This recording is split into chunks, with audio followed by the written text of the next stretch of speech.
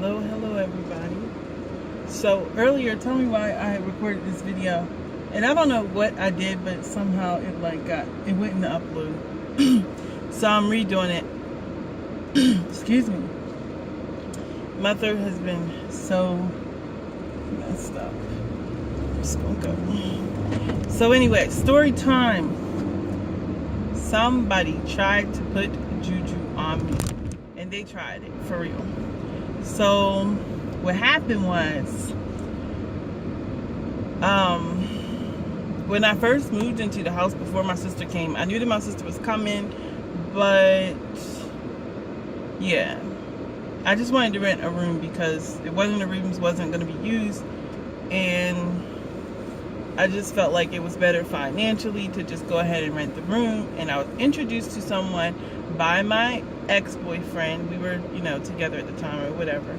And the guy kept saying that he was coming, whatever. He was already shady because he kept saying he was coming and he was going to rent the room and all sort of kind of stuff. And then he waited until my boyfriend went out of the country on business. Then he started showing up.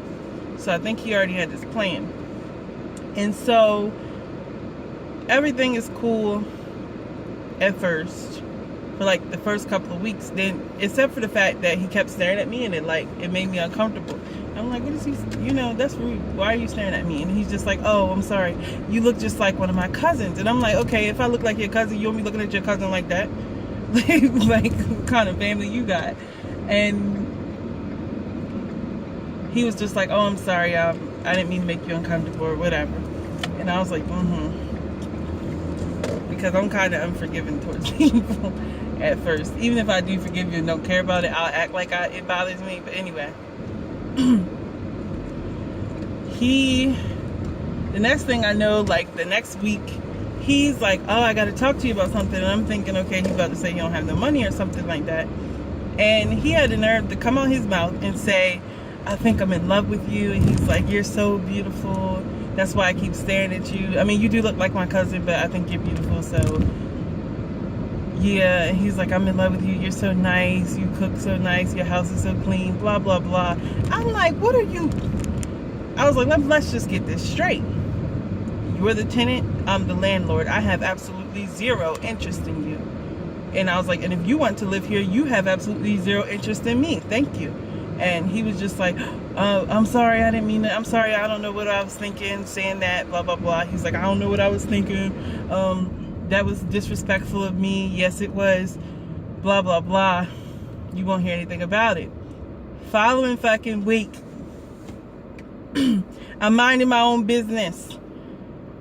And so y'all, if y'all watched the recent videos that I did on the dream world, and in the video I was talking about the dream world astral projection and how they're very similar and also the kind of stuff, so that this story actually will make sense to you.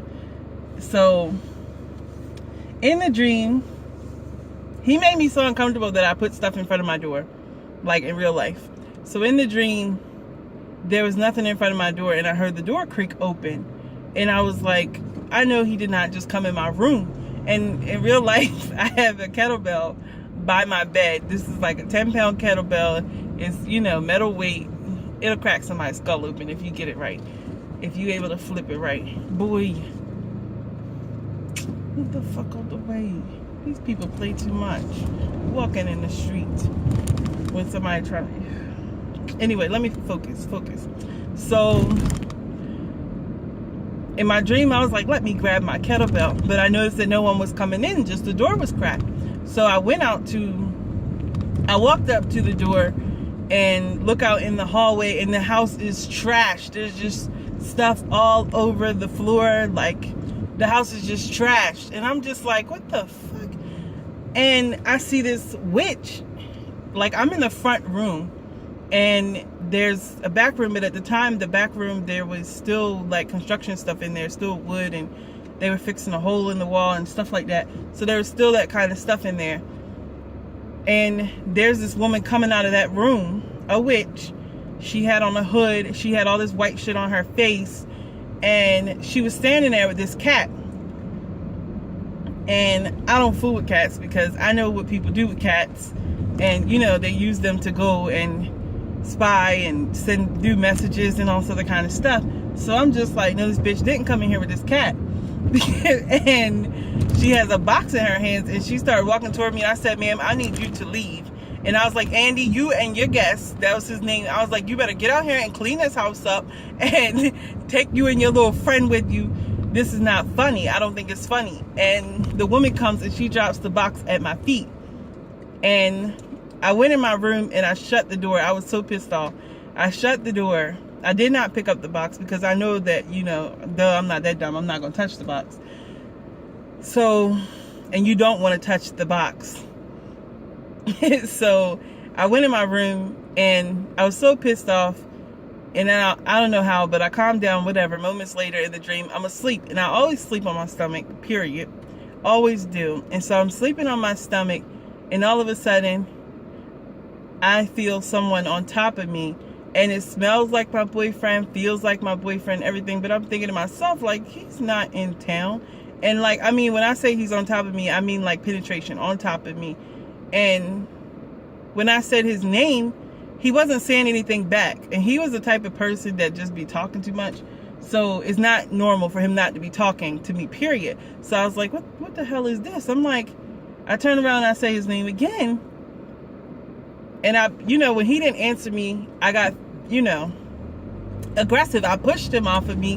And I was like, what is wrong with you? And I turn around and look, and it's fucking Andy. And I was like, oh, you gotta be fucking kidding me. I was so mad that I woke up. Like, that's how mad I was. And when I woke up, I turned my lights on. I went into prayer immediately. Like, I went up for war immediately. No, you're not gonna bring this juju shit up in my fucking house. Like, and they be doing that shit, like paying people so that they can do things like that. If you can't get a woman or, you know, a man or something like that, and that person isn't, damn, this car sounds crazy. And that person isn't paying you attention, you can pay those, you know, juju priests or whatever to do things for you, to get that person to fall in love with you. And I'm like, I know he didn't come in here with this weak ass shit. I was so pissed off. So I got up immediately and started with my prayers, with my Bible. I know that shit in my head. So I'm walking around protection prayers.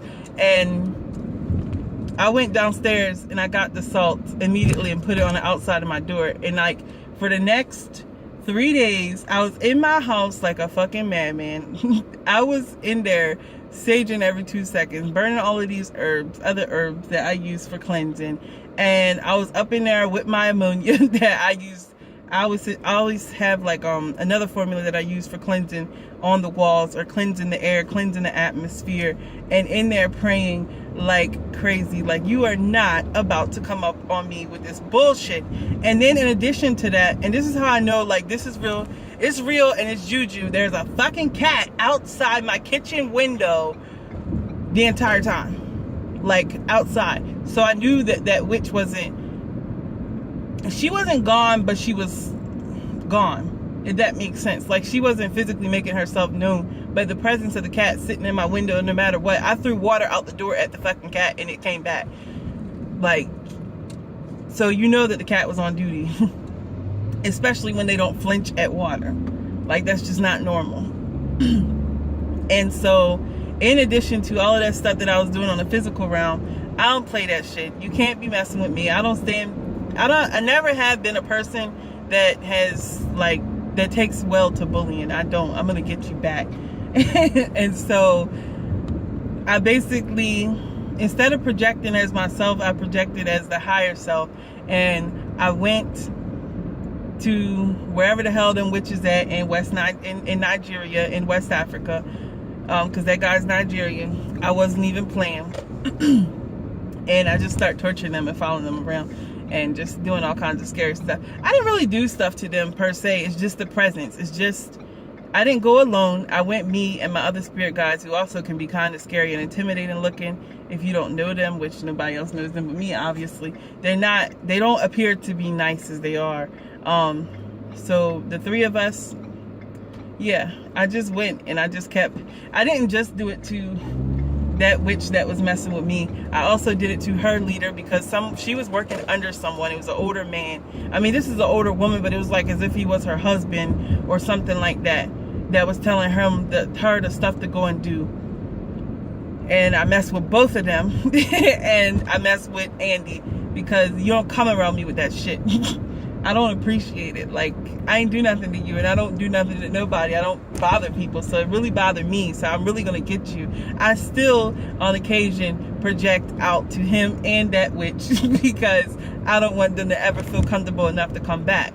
And so I'm doing this like crazy. Every time I had, like, even on my lunch break at work, I would stop, put my head down, close, you know what I mean, like close my eyes or whatever, focus my intention and shoot out to them. I don't care if it was just for 2 or 3 minutes.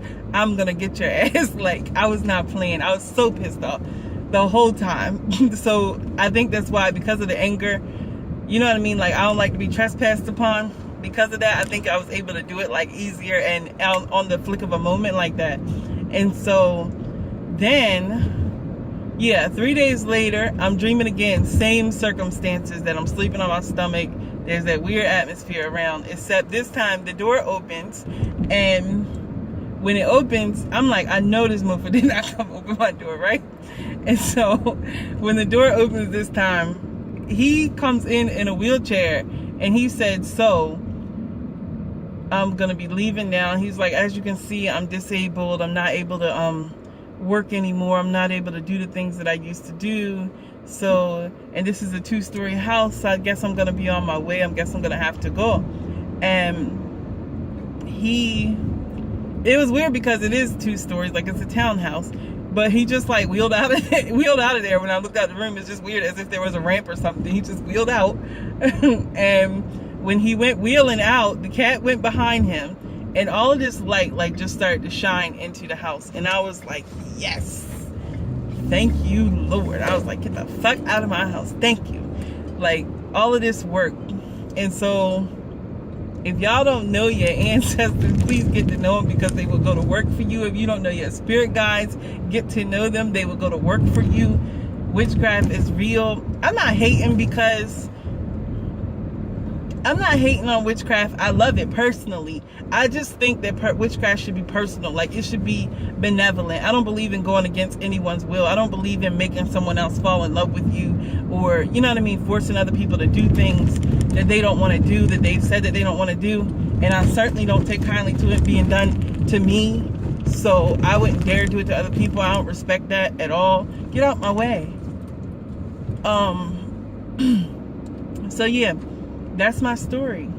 And it was so, I was about to say it's so sad, but it's not sad, because you got to defend yourself. You can't just be letting people do shit to you. And I don't have no money or no time to be going and pay somebody else to go and get rid of any sort of spirit or any sort of work done against me. I dug in and consulted my ancestors and went to work immediately. So yeah, that's my story time.